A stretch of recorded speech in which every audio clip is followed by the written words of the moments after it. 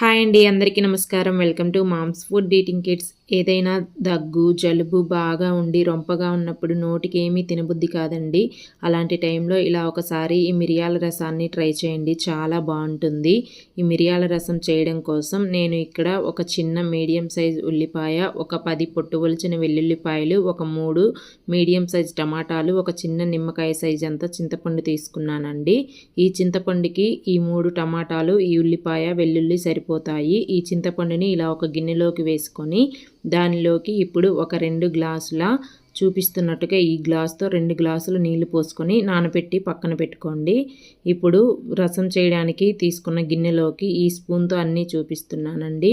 ఒక 2 టీ స్పూన్ల ధనియాలు, ఒక హాఫ్ టీ స్పూన్ జీలకర్ర,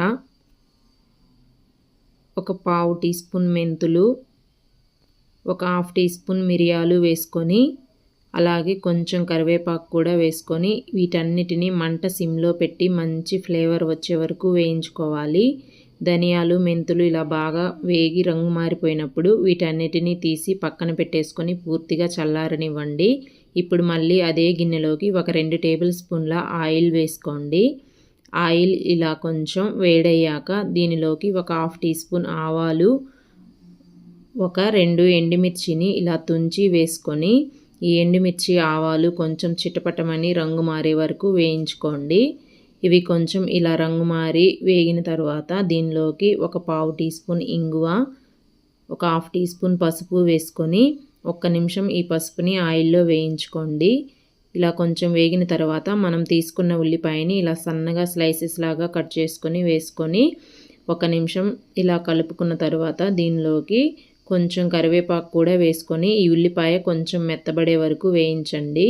ఉల్లిపాయ ఇలా కొంచెం మెత్తబడిన తర్వాత కట్ చేసి పెట్టుకున్న టమాటాలు కూడా వేసుకొని అలాగే ఒక టీ స్పూన్ కల్లుప్పు వేసుకొని ఇదంతా ఒకసారి బాగా కలుపుకోవాలి. ఇలా అంతా కలుపుకున్న తర్వాత మూత పెట్టేసి టమాటాని మధ్య మధ్యలో కలుపుకుంటూ బాగా మెత్తగా గుజ్జుగా అయ్యే వరకు ఉడికించుకోవాలి.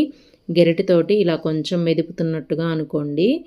ఒక 2-3 నిమిషాల కల్లా టమాటా అనేది ఇలా బాగా మెత్తగా అయిపోతుంది. దీనిలోకి ఇప్పుడు మనం ముందుగా నానబెట్టుకున్న చింతపండు రసాన్ని ఒక 2 గ్లాసులు అయిందండి.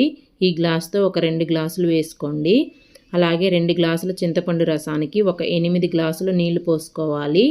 ఒకవేళ మీ చింతపండు కొంచెం పులుపు తక్కువగా ఉంటే ఒక గ్లాసు తగ్గించుకున్నా పర్లేదు, కానీ 8 గ్లాసులు వేసుకోండి, కరెక్ట్గా సరిపోతాయి. ఇలా నీళ్లు వేసుకున్న తర్వాత ఒకసారి ఇదంతా బాగా కలిపేసుకొని ఇప్పుడు ఒకసారి టేస్ట్ చెక్ చేసుకోండి. మీ రుచికి సరిపడా ఉప్పు ఇదే టైంలో వేసుకొని ఇదంతా మళ్ళీ ఒకసారి బాగా కలుపుకొని ఈ రసాన్ని మరిగించండి. మంటని మీడియం ఫ్లేమ్లో పెట్టి ఈ రసం మరిగేలోపు మనం ఇలాగా మసాలా పౌడర్ చేసుకోవడానికి ఇలాగ నేను ఒక రోలుని తీసుకున్నాను. మీ దగ్గర ఇది లేకపోతే మిక్సీ జార్లోనైనా వేసుకోవచ్చు, లేదా రోట్లోనైనా వేసుకోవచ్చు. ఈ మసాలా దినుసులన్నీ వేసుకొని ఇలా మెత్తగా పౌడర్ లాగా చేసుకోండి.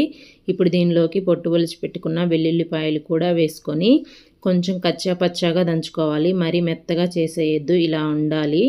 దీన్ని పక్కన పెట్టుకోండి. ఇప్పుడు రసం ఇలా కొంచెం మరుగుతూ ఉంటుంది. దీనిలోకి మనం పొడి చేసి పెట్టుకున్న మసాలా పౌడర్ని అంతా వేసేసుకొని అలాగే ఒక టీ స్పూన్ బెల్లం వేసుకోండి. టేస్ట్ బాగుంటుంది. రసంలో పులుపు అంతా బ్యాలెన్స్ అయ్యి అలాగే సన్నగా కట్ చేసి పెట్టుకున్న కొత్తిమీర కూడా వేసుకొని ఇదంతా ఒకసారి బాగా కలుపుకున్న తర్వాత ఇప్పుడు రసాన్ని ఒక 2-3 నిమిషాలు ఇలా మరిగించండి, సరిపోతుందండి.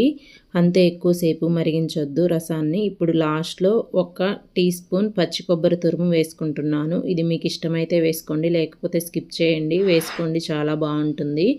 ఇలాగ వేసిన తర్వాత ఒక్క నిమిషం మరిగించి స్టవ్ ఆపేసేయండి. అంతేనండి, చాలా సింపుల్గా మిరియాల రసం రెడీ అయిపోతుంది. ఇలా ఒకసారి మీరు ట్రై చేయండి, చాలా బాగుంటుంది. నచ్చితే లైక్ చేసి సబ్స్క్రైబ్ చేసుకొని సపోర్ట్ చేయండి. Thanks for watching.